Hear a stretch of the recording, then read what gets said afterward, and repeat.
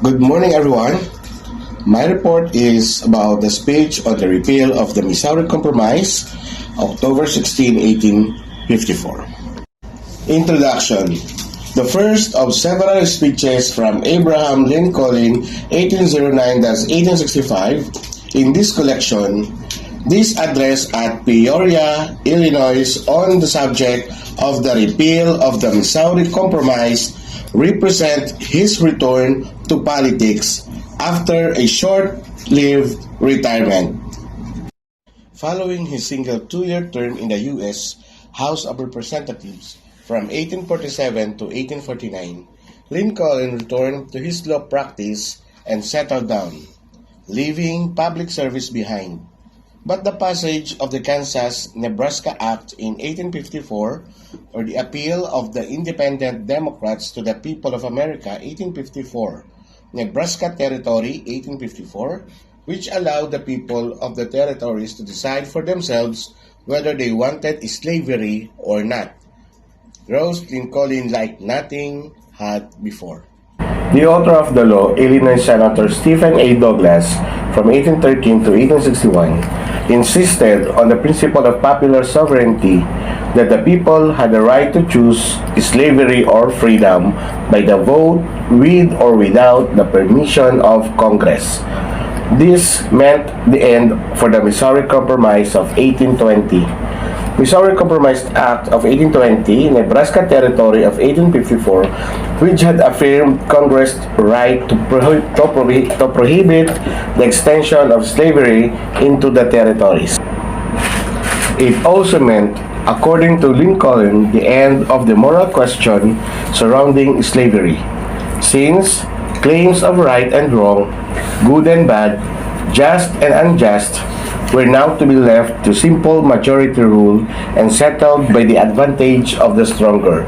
Lincoln's speech brought together with a vigor and clarity the historical, political, and practical arguments against the expansion of slavery into the territories made since the Missouri Compromise of 1820.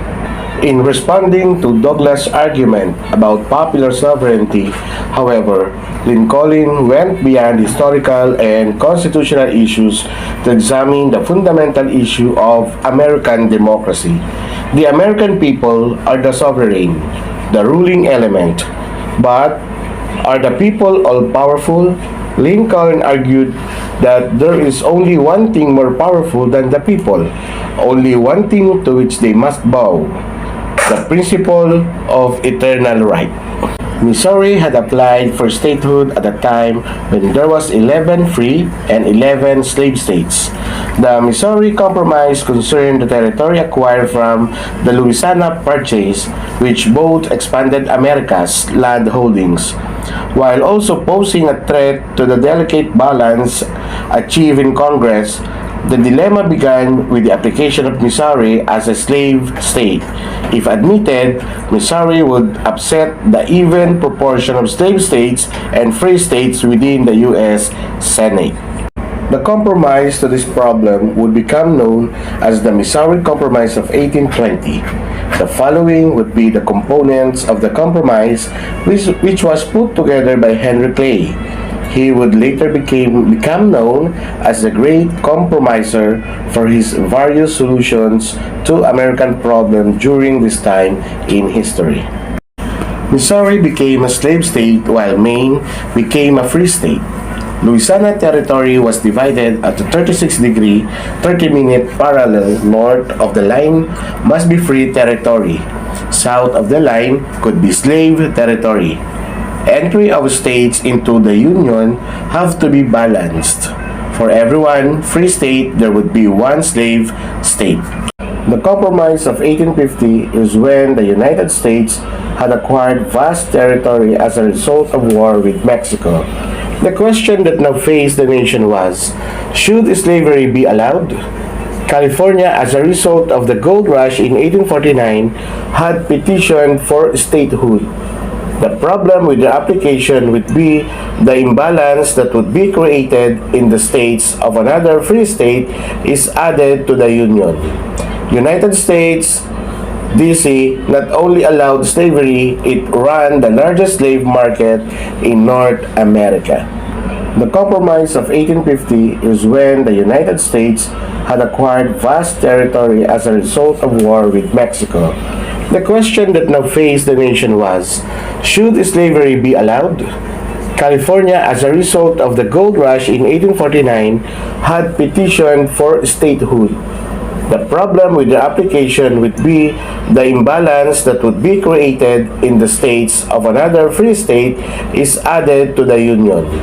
United States, DC not only allowed slavery, it ran the largest slave market in North America.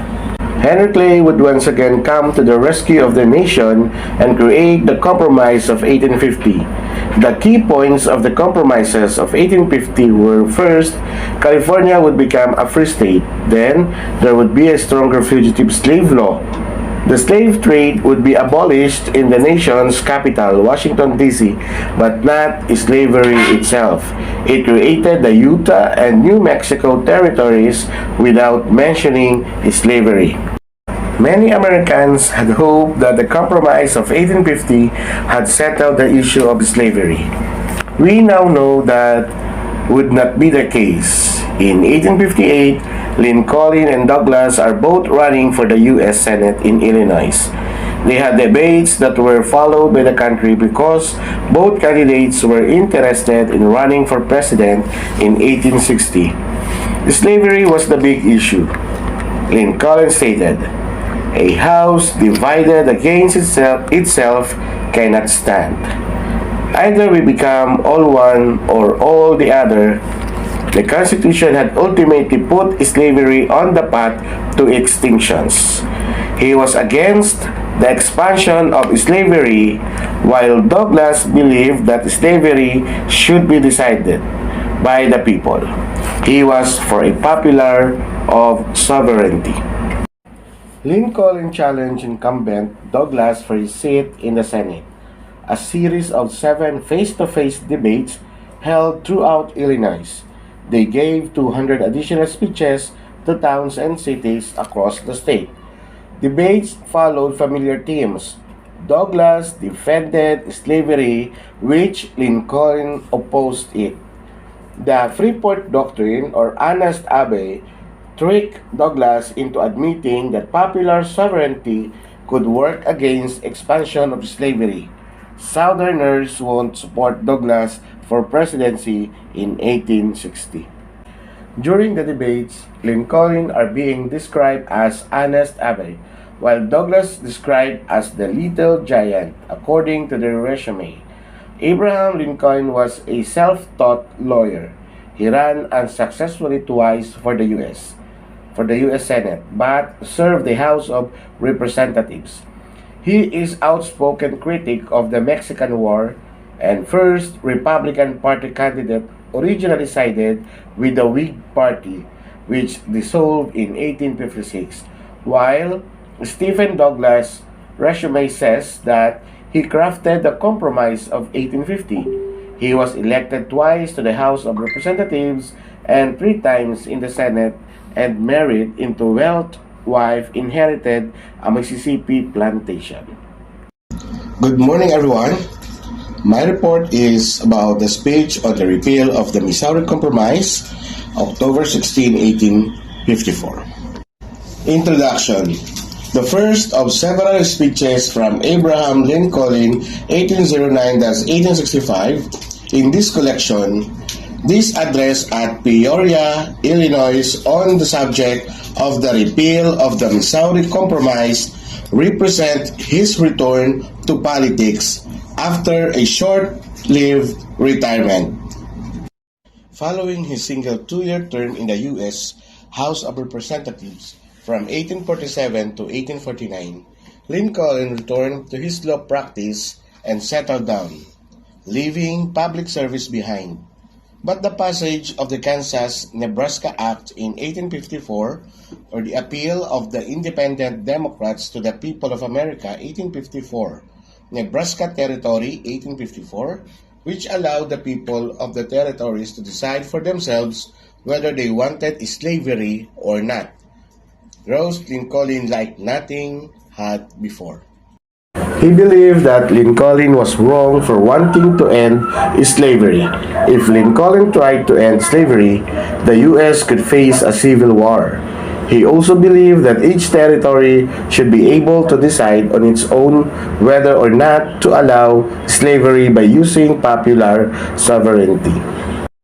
Abraham Lincoln believed that slavery was evil and should be kept out of the territories. He also believed that African Americans were guaranteed life, liberty, and the pursuit of happiness, as stated in the Declaration of Independence. On Freeport Doctrine, question of could the people of a territory legally exclude slavery before achieving statehood?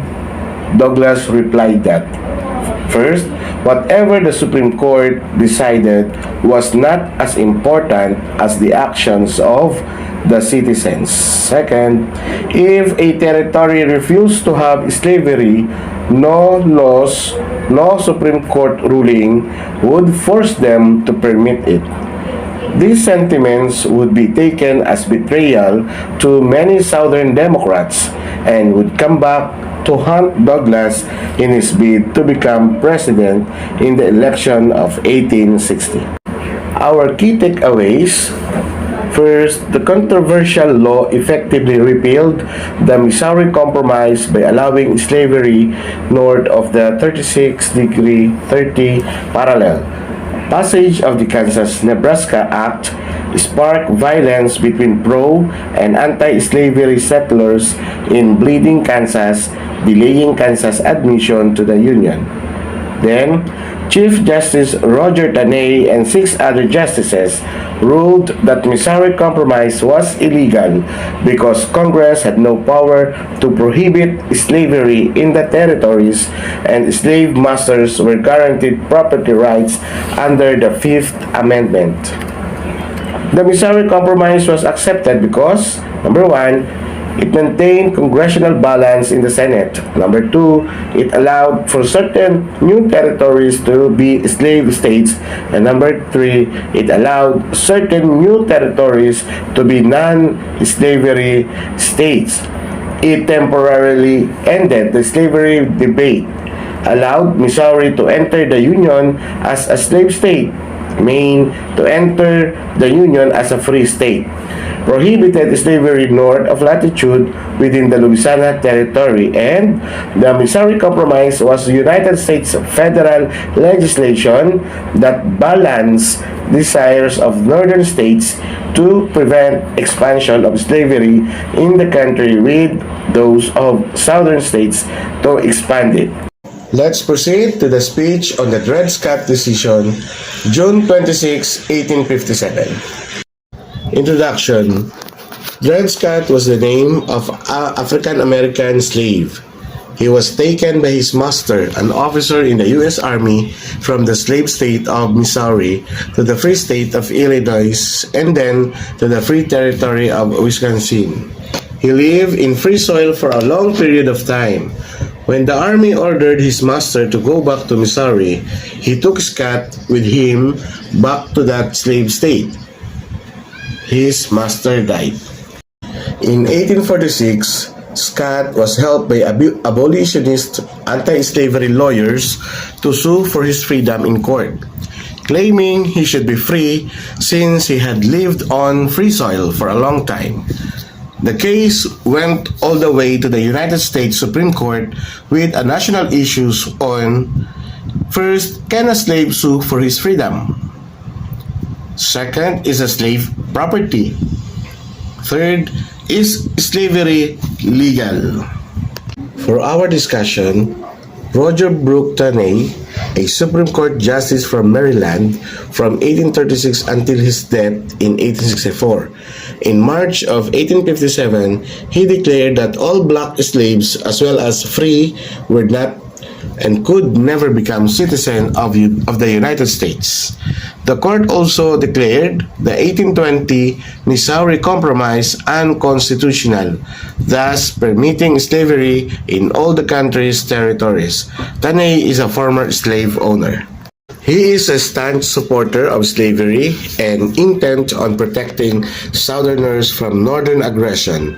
Wrote in a court's majority opinion that because Scott was black, he was not a citizen and therefore had no right to sue.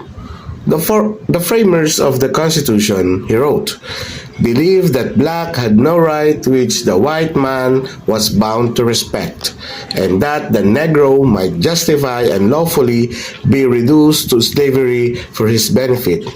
He was bought and sold and treated as an ordinary article of merchandise and traffic, whenever profit could be made by it. Referring to the language in the Declaration of Independence that includes the phrase, all men are created equal, the nay reason that it is too clear for dispute that the enslaved African race were not intended to be included, and found no part of the people who framed and adopted this declaration. Abolitionists were incensed, although disappointed. Frederick Douglass found a bright side to the decision and announced, "My hopes were never brighter than now." For Douglass, the decision would bring slavery to the attention of the nations and was a step towards slavery's ultimate destruction. A few months after the decision, in May 26, 1857, Scott's owner freed him. He continued to live in St. Louis until his death on September 17, 1858. So our key takeaways, Missouri's Dred Scott case from 1846 to 1857, the decision that stunned the nation and the United States Supreme Court upheld slavery in U.S. territories, denied the legality of black citizenship in America. African American, whether slave or free, were not U.S. citizens and had no right. Slaves were property and Congress could not deny people right to property anywhere. Slavery could not be banned anywhere. Okay, here are some of the highlights on this report. Just in case I have to run,